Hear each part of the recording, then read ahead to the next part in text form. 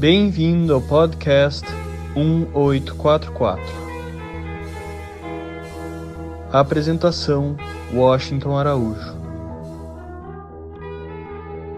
Durante esse confinamento, o podcast 1844 teve a grande alegria de entrevistar Frei Beto. Frei Beto é um escritor consagrado, um pensador vigoroso, é um militante de todas as boas causas, da ética, da ecologia, da justiça social, e tem sido, ao longo das décadas, uma referência para as pessoas que querem caminhar no caminho místico com pés práticos.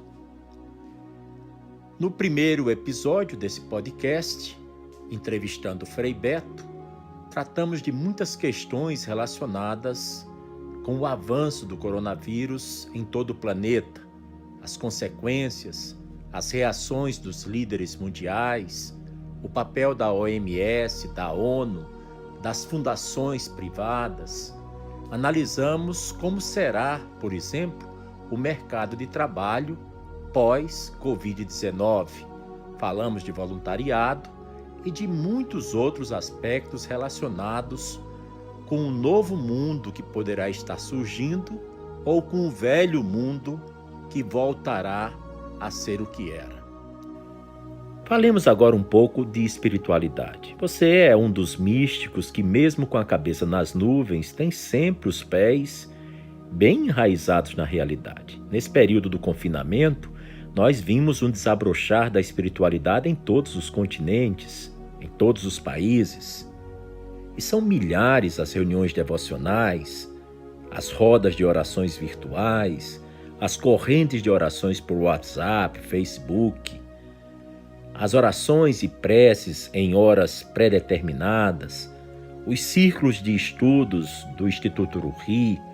É como se Deus estivesse em cada casa nos chamando para Ele. Como é que você interpreta essa busca massiva e solitária por Deus?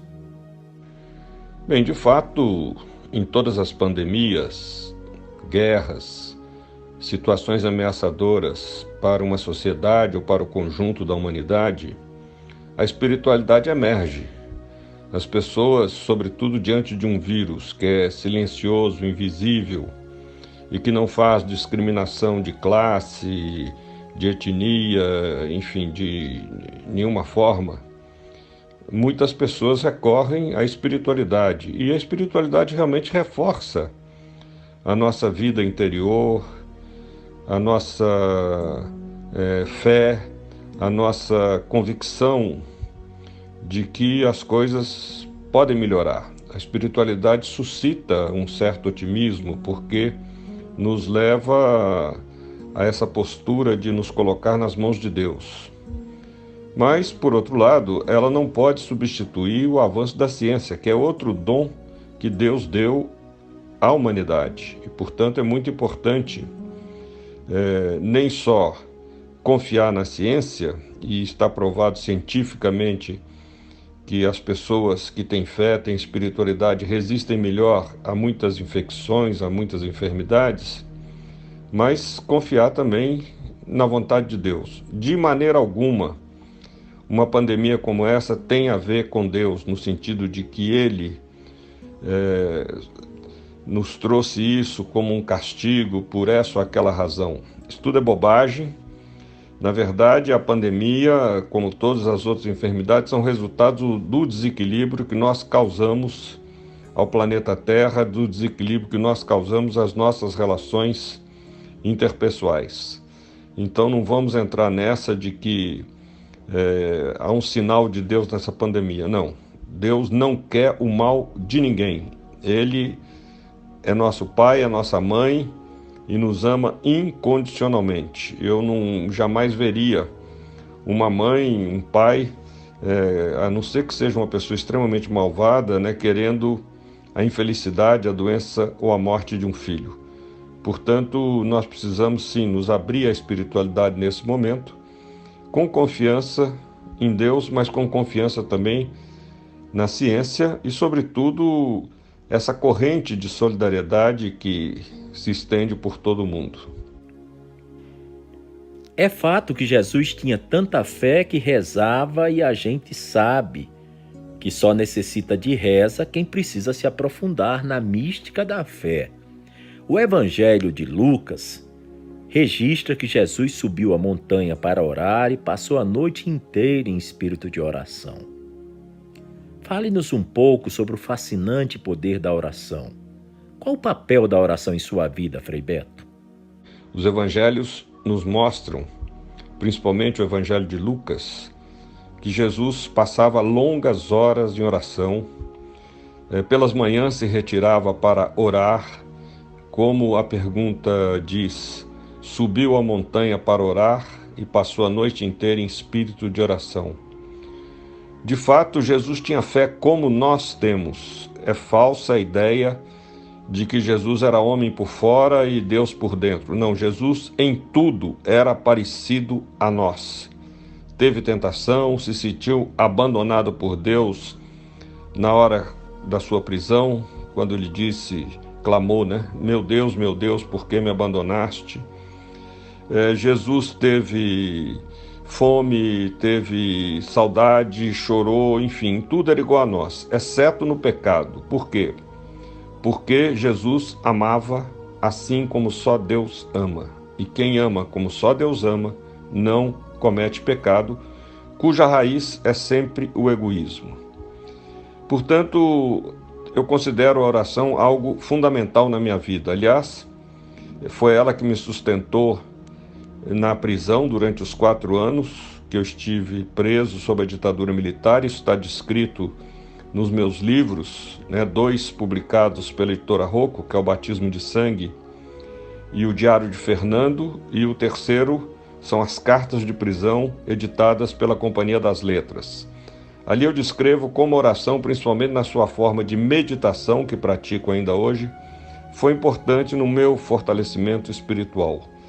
Portanto, orar é muito importante para a nossa saúde mental, a nossa saúde psíquica e o nosso fortalecimento espiritual, principalmente em momentos de dificuldade como este que enfrentamos. Eu não lembro agora se foi você, ou se foi Thomas Merton, ou se foi o bom Leonardo, que fez alusão a uma passagem em que São Francisco de Assis pregava que se toda a Bíblia tivesse que ser descartada, que seria indispensável preservar apenas um dos capítulos do Evangelho de Mateus, e que seria o capítulo 10. Bem, esse é um capítulo cheio de espiritualidade e também de conflito. De fato, essa frase é de São Francisco de Assis. Se tivesse que ficar com um único capítulo da Bíblia, ficaria com o capítulo 10 do Evangelho de Mateus.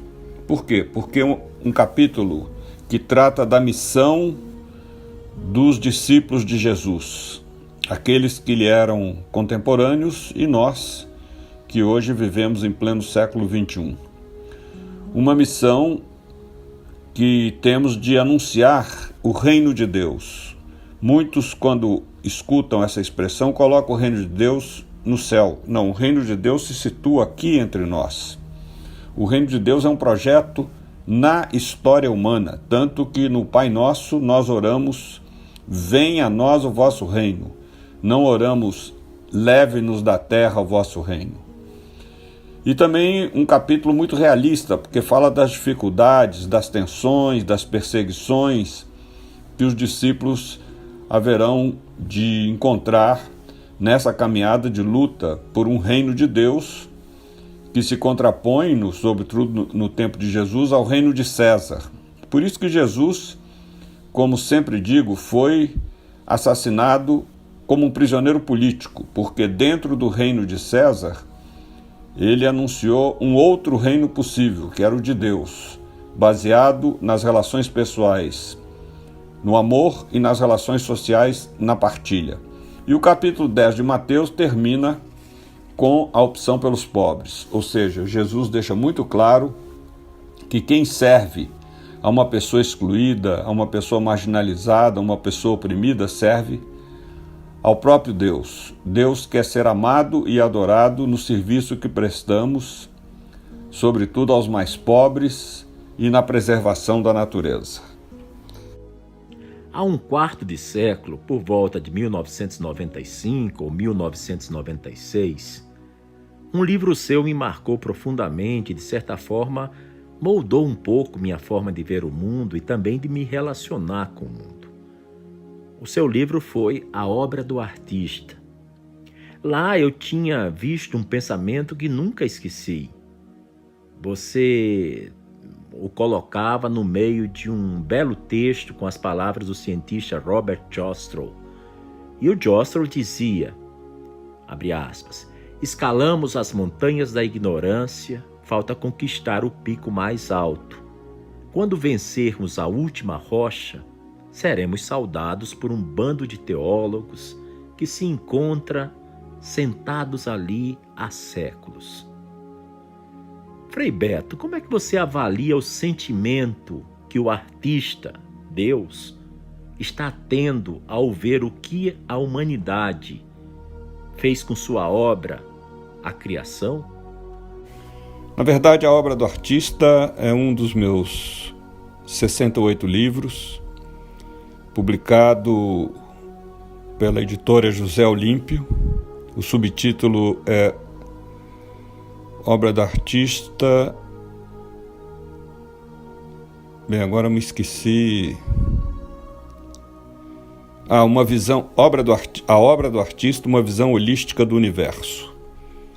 Nele eu faço uma descrição de toda a evolução do universo. É quase um paralelo com os 7 dias da criação relatados no primeiro capítulo do livro do Gênesis na Bíblia, mas com bases na ciência, principalmente física, química e biologia. Eu li muito sobre astronomia, cosmologia, astrofísica para poder elaborar esse texto. E ali eu chamo Deus de artista, porque o universo é resultado da criação dele, e o universo é muito simétrico, né? Tem leis muito harmônicas, e fora as belezas, basta abrir a janela nesses tempos de quarentena, de pandemia, para ver. Quem tem uma vista para a natureza, para as montanhas, para o mar, para o campo, né, pode apreciar aí essa manifestação de Deus via a natureza. Santo Agostinho dizia que Deus se manifestou a nós de 2 maneiras. Primeiro, pela natureza, segundo, pela Bíblia. Eu penso que Deus está olhando o erro que nós cometemos ao agredir profundamente a natureza nos últimos 200 anos, em busca de lucro, explorando todas as riquezas que ela contém em função da ganância de grandes empresas, por exemplo, o combustível fóssil, a mineração, sem respeitar as fontes de água, sem respeitar a limpeza que deveria perdurar nos mares, nos rios, na terra, enfim.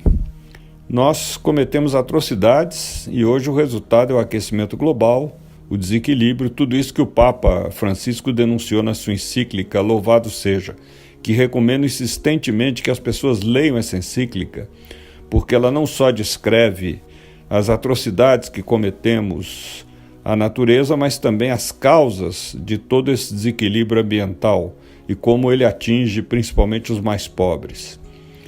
Portanto, eu não creio que Deus tem culpa dessa pandemia, Deus não tem culpa de nada disso que está acontecendo de mal no mundo. A culpa é nossa, a nós foi dada a liberdade e nós abusamos dessa liberdade, a usamos para oprimir outros. É um escândalo pensar que hoje no Brasil 10% da população detém 75% da riqueza nacional e o 1% mais rico do mundo tem uma renda que se equivale a 99% da população. Nós temos dos 7 bilhões e poucos habitantes do planeta, 3 bilhões vivem abaixo da linha da pobreza, ou seja, pessoas que sobrevivem a cada dia para saber como vão tomar a próxima refeição. Então tudo isso é um desacerto, uma injustiça que nós cometemos e nós temos que corrigi-la. O mundo nunca me pareceu tão franciscano como atualmente. As mudanças climáticas, a exaustão dos recursos naturais do planeta, o crescimento exponencial da pobreza, da miséria, da fome, a grande massa de refugiados, migrantes, perambulando pelo mundo. Nós sabemos que tudo isso era muito caro, muito precioso ao coração de Francisco de Assis, e tudo isso tem sido deliberadamente danificado, exterminado, violentado. Como é que você, Frei Beto, imagina a reação do Santo de Assis ao ver a situação trágica em que a humanidade se meteu? Eu creio que com muita dor no coração, porque nós não soubemos preservar a criação de Deus. Não temos consciência de que a natureza viveu bilhões de anos, o universo tem hoje 13,7 bilhões de anos, sem a nossa incômoda presença. E ela pode muito bem prosseguir por mais bilhões de anos sem a nossa incômoda presença. Ela não precisa do ser humano para viver, florir. Porém, nós não podemos viver sem ela. Nós dependemos em tudo que comemos, em tudo que fazemos para ter roupa, para ter casa, para ter tecnologia, para ter qualquer coisa, nós dependemos da matéria-prima fornecida pela natureza. Nós dependemos, sobretudo, do oxigênio que tanto poluímos e que nos é fornecido gratuitamente pela natureza e que hoje enfrentamos esse paradoxo, Me lembro agora de uma moça, filha do presidente do Banco Santander, que pôs nas redes sociais o seguinte: sou de uma família milionária. Temos tudo, podemos escolher qualquer tipo, lugar, usufruir as melhores condições de vida. No entanto, acabo de ver meu pai morrer, buscando ansiosamente isso que é de graça e que ele nunca pôde comprar, ar, num respiradouro. O pai dela morreu de Covid-19. Então eu creio que São Francisco hoje nos cobraria, como o Papa Francisco, que tem o mesmo nome e segue as pegadas dele, tem nos cobrado a respeito do equilíbrio ambiental. E não me agrada ter São Francisco apenas como referência ecológica, me agrada ter São Francisco também como referência econômica, ou seja, ele rompeu com o pai dele, que é um dos pioneiros do capitalismo, para defender os direitos dos pobres. Então essa imagem de Francisco na defesa dos direitos dos pobres, infelizmente ela é sombreada pelo excessivo valor que se dá, justo valor aliás, mas que encobre muitas vezes a dimensão de justiça dele, ressaltando apenas a ecológica. O que é felicidade? Em meio a uma pandemia como essas, será que ainda é possível ser feliz? Aliás, eu tenho um livro sobre esse tema em parceria com Leonardo Boff e Mário Sérgio Cortella, justamente um livro que trata do que é felicidade. A Felicidade Foi-se Embora é o título, editado pela Vozes. A felicidade é possível sim, em meio a uma pandemia como esta, como eu posso dizer sem nenhuma falsa modéstia, que fui feliz até nos 4 anos que fiquei preso. Porque a felicidade é um estado de espírito. Só é feliz quem luta, quem se empenha para fazer os outros felizes. Pela recíproca, a gente vê claramente como são infelizes as pessoas que promovem infelicidade ao redor delas, Pessoas amargas, rancorosas, vingativas. Essas pessoas são muito infelizes. Por exemplo, uma figura como Bolsonaro se vê na cara dele, na alma dele, que é um homem infeliz. E infelizes aqueles que estão em torno dele, porque são bajuladores, têm interesses pessoais, corporativos, mas deve ser uma pessoa de poucos amigos, né? Pouca gente realmente em que ele possa confiar, se abrir, enfim, compartilhar. A felicidade realmente ela é algo que a gente recebe na medida em que a gente se empenha para que outros sejam felizes. E por que digo que na prisão me sentia feliz? Porque eu estava envolvido numa luta pelo povo brasileiro, uma luta para libertar o país da ditadura, uma luta para criar uma nação mais justa. E isso vale tanto para o âmbito mais amplo, como esse do âmbito político, como também para as relações pessoais. A gente só é feliz na medida em que busca a felicidade das pessoas que estão à nossa volta. Na medida em que a gente se tranca e pensa apenas nos interesses do próprio umbigo, a gente acaba sendo infeliz e tendo que recorrer a medicamentos para depressão, para, enfim, uma série de problemas que decorrem de quê? Da pessoa se trancar, né? Erguer uma concha em torno de si mesma, se isolar, porque ela sempre acha que o mundo tem uma dívida com ela. Ela jamais se pergunta o que eu posso fazer pelos outros. Sempre está se perguntando por que os outros não fazem isso por mim. Muita gente gostaria de saber da faceta escritor do Frei Beto. Qual foi o seu primeiro e decisivo ato literário? Quando é que você começou a escrever? Se já fazia planos de seguir a carreira? Diga-nos um pouco sobre como foi escrever o clássico Batismo de Sangue. Bem, eu tenho 2 livros em que eu descrevo toda a minha trajetória de escritor. O primeiro chama-se Alfabeto, Autobiografia Escolar. Esse alfabeto joga com o meu apelido, né? O Beto aí é com 2 T's, do alfabeto. Publicado pela editora Ática. E nesse livro eu descrevo como a minha vocação literária nasceu.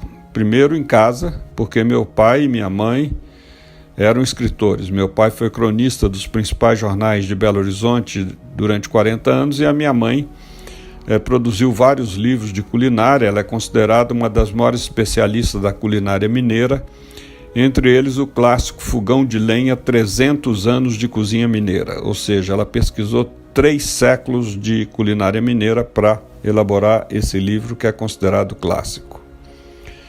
E ali eu digo no alfabeto como aos 8 anos a minha professora primária do Grupo Escolar Barão do Rio Branco, em Belo Horizonte, chamou a atenção da classe porque era eu que redigia as minhas próprias redações, que na época tinham o belíssimo nome de composições. E não os meus pais, como outros colegas meus pediam, né, que os pais fizessem as suas redações.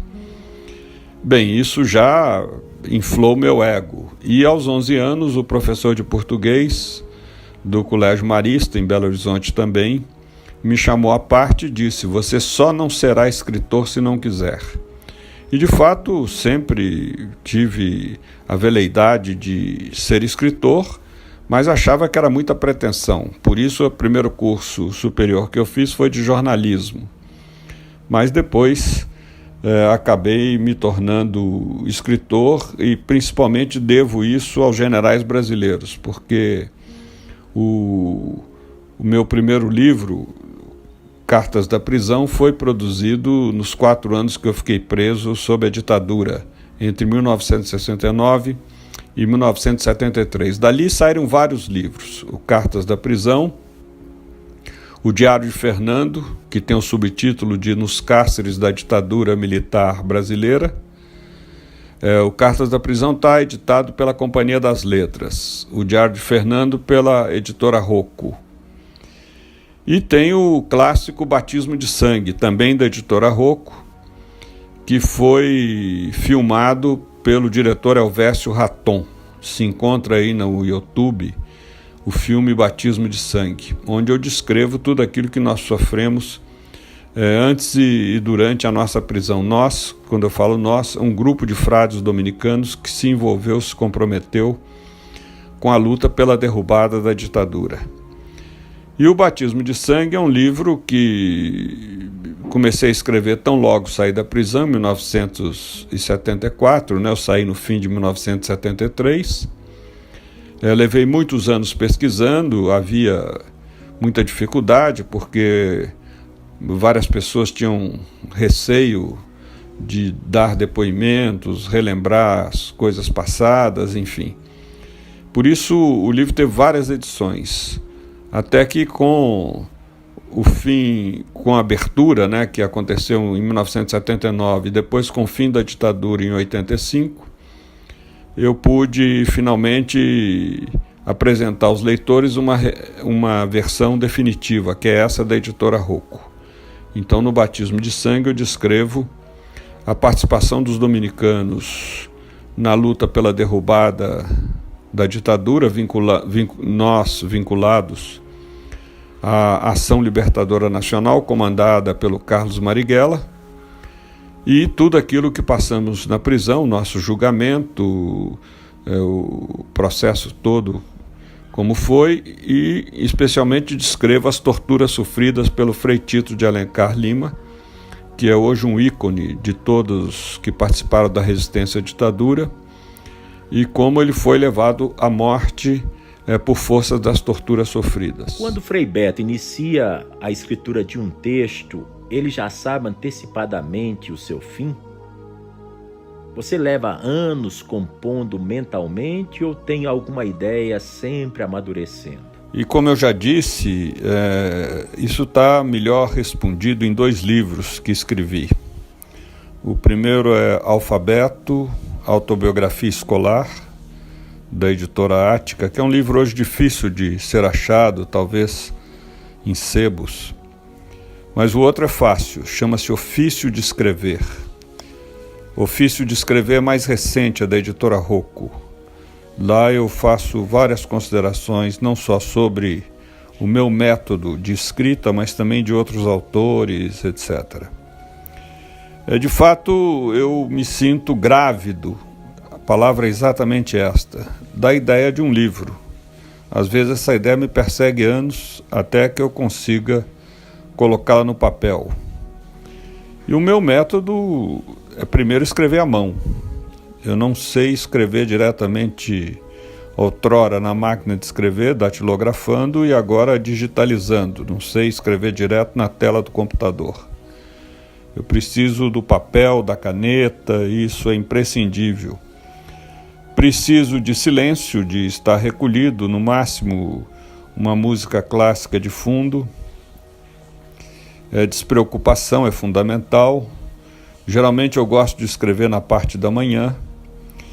Dependendo do livro, como A Obra do Artista, Uma Visão Holística do Universo, editado pela José Olímpio, que é um livro que eu abordo a evolução do universo, e houve muito, ou melhor, o livro contém muito de biologia, química, física, astrofísica, cosmologia. Evidente que eu fiz muitíssimas pesquisas durante muitos anos. Levei mais de 5 anos para fazer esse livro. E outro livro também que me exigiu muita pesquisa, também mais de 5 anos, foi o romance Minas de Ouro, em que eu descrevo toda a história de Minas Gerais, desde a chegada dos portugueses ao Brasil, 1500, até o século XX, tendo como fio condutor a história de uma família. Foi um trabalho que me exigiu, se bem me lembro, a leitura, a pesquisa, a consulta de 110 livros, muitos deles da época da colônia, muitos livros históricos, etc. Então eu sou muito paciente, nunca falo a ninguém o que estou escrevendo, qual é o meu futuro livro. Eu trabalho nos meus projetos literários como bom mineiro, em silêncio. Eu tenho essa superstição, dá azar, e já vi muitos autores de boteco, aqueles que na mesa do bar diz pro dizem para os amigos: não, eu estou escrevendo, vou escrever tal romance, eu estou escrevendo tal livro, e depois acaba não saindo nada, ou sai uma porcaria. O melhor é não fazer propaganda antes do tempo. Prefiro, trabalhar em silêncio. Alguns projetos avançam, se transformam em livros, já são 68 publicados. Outros ficam no computador à espera de um dia em que eu me sinta mais impelido a abordar aquele tema, e outros são até esquecidos, ou seja, anos depois eu vou consultar o meu arquivo e vejo que aquele tema já passou, não comporta mais na atualidade, era um tema adequado para 10, 15 anos atrás, mas hoje não se aplica. Então, um pouco, essa é a minha dinâmica. Você acredita em escritores revolucionários, em poetas de 20 anos de idade? Na verdade, não existe literatura de esquerda, de direita, de centro. Existem autores. Autores que são de esquerda, são de direita, enfim. Mas mesmo sendo de direita, não significa que não fazem boa literatura.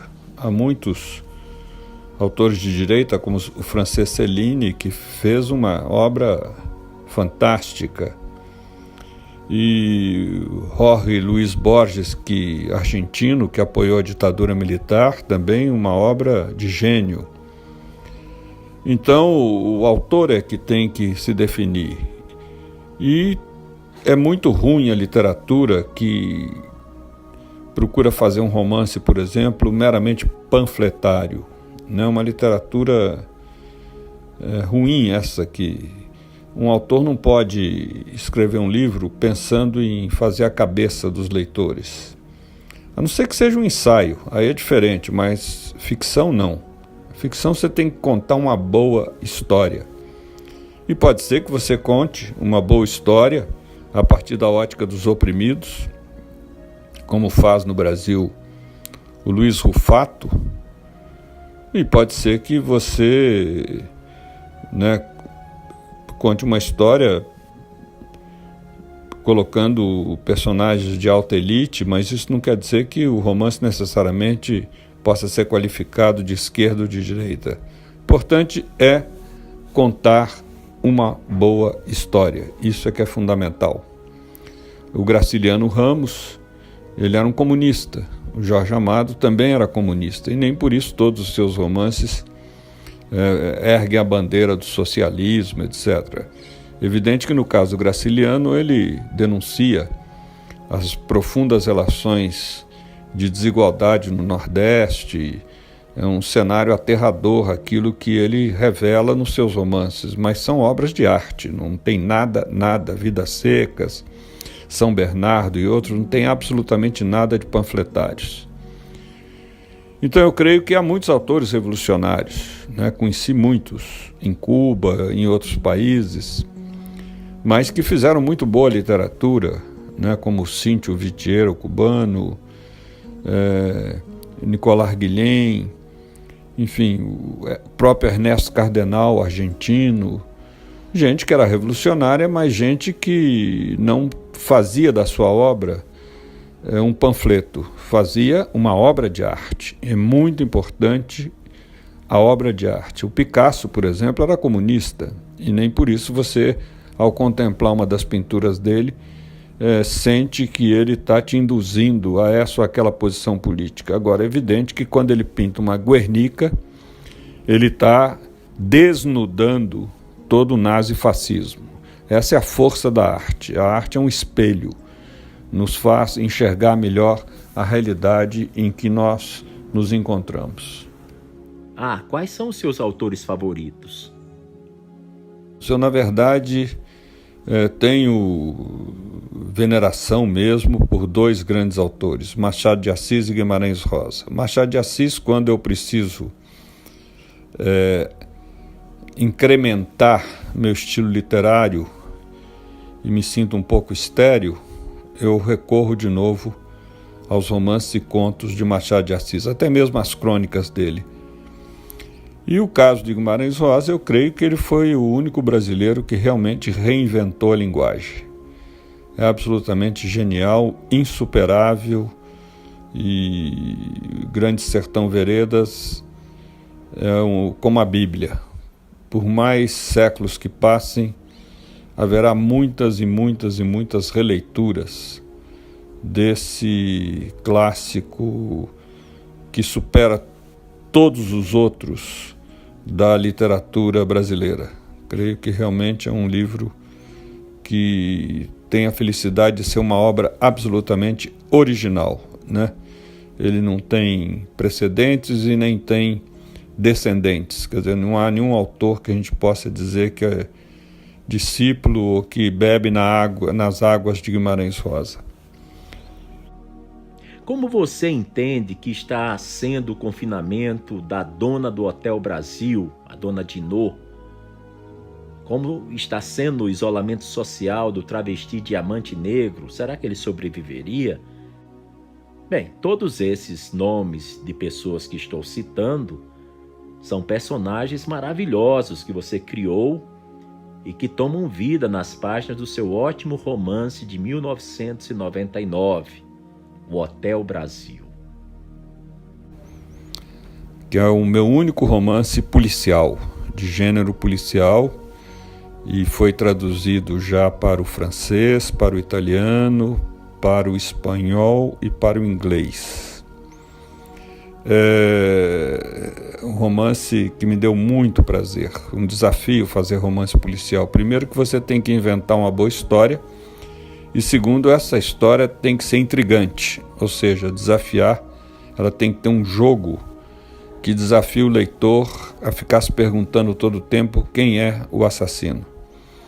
Agora, de fato, o próprio Hotel Brasil já era um sistema de confinamento, não saberia dizer, né, como aquele romance é adequado ou adaptado a uma situação de quarentena, né? Na medida até porque as pessoas ali saíam, mas não saíam tanto. Elas poderiam, aqueles crimes todos poderiam ter ocorrido dentro do hotel sem que os personagens se movessem muito, né? Personagens, por exemplo, extra-hotel, como o editor, o delegado, seria fácil colocá-las indo ao hotel e não o inverso como aparece nas páginas do romance.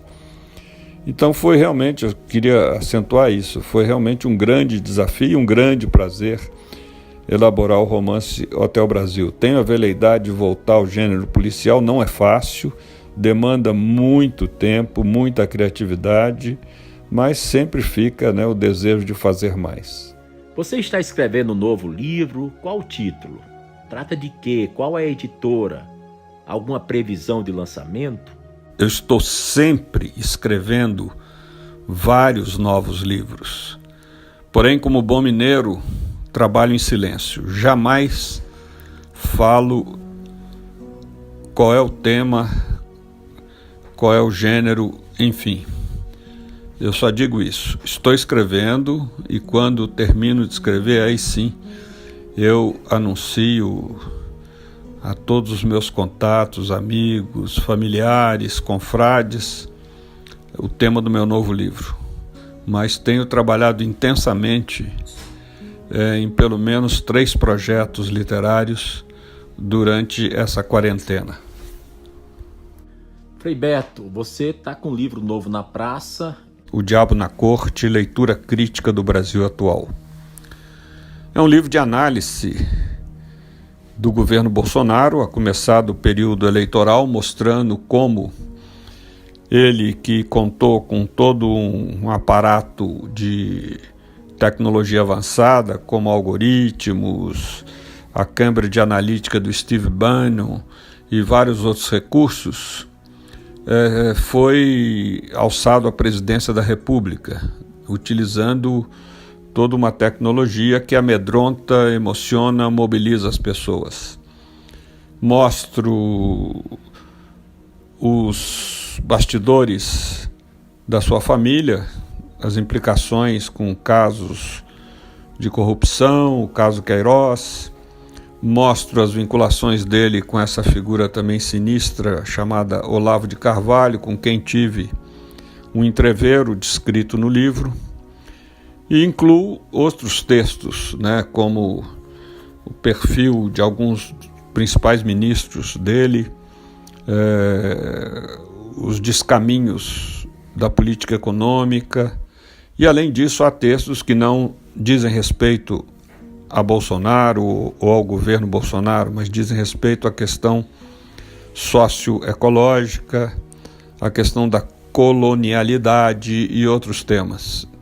De modo que é um livro da editora Cortez. Quem estiver interessado, basta entrar no site www.cortez, com Z, Cortez Editora, as duas palavras juntas, .com.br. Espero que os leitores apreciem e quem gostar, por favor, diga aos outros. Mas quem não gostar, diga só a mim. Obrigado, Washington, um grande abraço.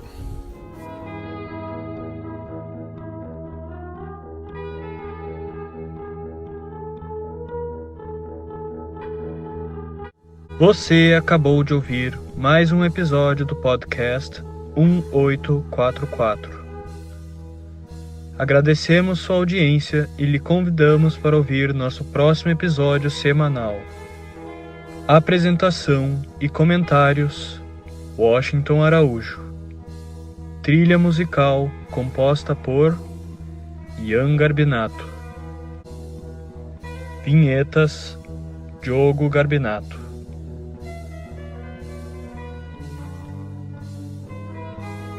Contatos com a produção para comentários e sugestão de temas podem ser feitos através do e-mail podcast1844@gmail.com.